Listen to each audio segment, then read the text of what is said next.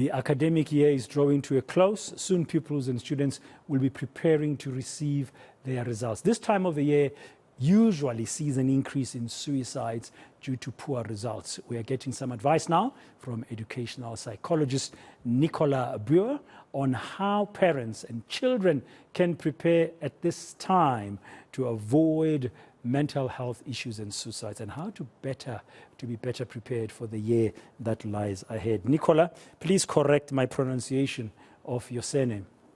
No, that's fine. It's absolutely okay.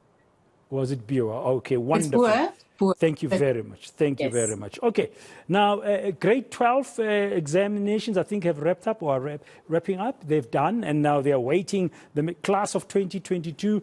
And of course, people are now tense and anxious about whether they've passed or failed. How should the matriculants and their families be managing this waiting period?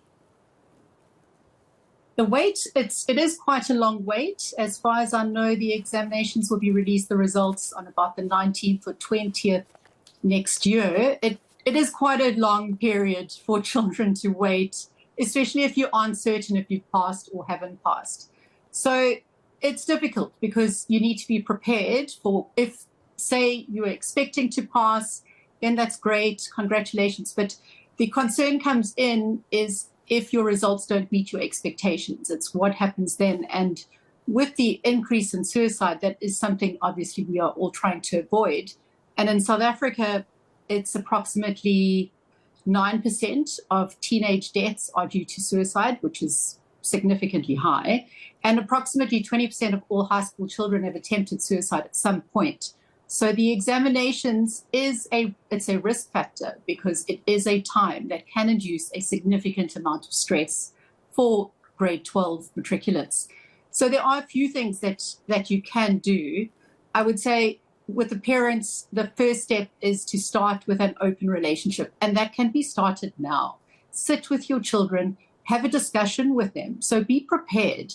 Don't wait until the results are released and then your children will be expected to cope with that amount of anxiety or stress or fear that they have experienced. You don't want a fear-based approach. So try and not induce guilt with your children. Try and have constructive criticism. So, for example, if your child fails, you can sit down and the first thing you can do is, instead of blaming or saying you didn't do this or you didn't do that, just sit down with them and go, okay, what is the plan? Where should we go from here? There are multiple options available. Suicide is not the last resort. It's something that hopefully no one needs to consider it. We do need to look at different factors to avoid it, but start with having that open relationship so that they don't feel that they are alone. That is what you don't want. Yeah. What are the signs for you as a parent to watch out for?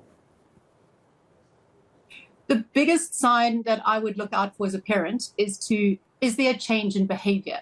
Are they suddenly behaving in a way that is abnormal for them? Are they struggling to sleep? Have they lost interest in general activities? So before they might have wanted to do multiple activities and suddenly they just stop and are no longer interested in anything.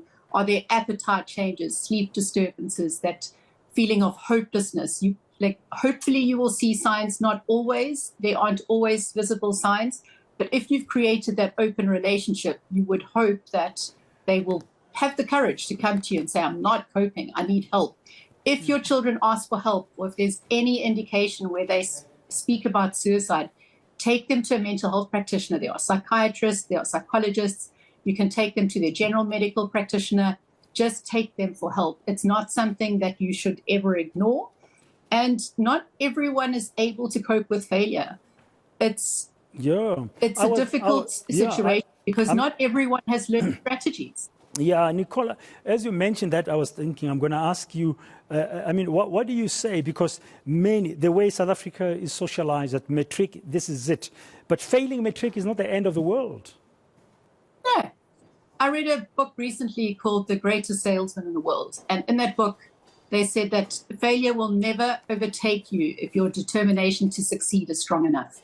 If you have a plan and you want to become something, failing matric is not the end. You can rewrite your matric. You can get a remark. You can recheck your results. you can redo grade 12. There are many private institutions that offer the opportunity to redo your grade 12. But obviously, you've got to start with what went wrong. So look at your matric year. Did you have mental health issues? If you had mental health issues, perhaps start with going for psychotherapy. If your life circumstances were challenging, that is a bit of a different situation. Some children honestly failed because they took the wrong subjects and they are not working within their aptitude. And in that situation, perhaps start with a career assessment, look at which area should you be going into. Did you take the correct subject? Should you look at redoing the subjects? Either way, there are options available. And if you aren't sure what the options are, ask somebody. Yeah. It's that the answers are available. You do not have to try and work this out on your own.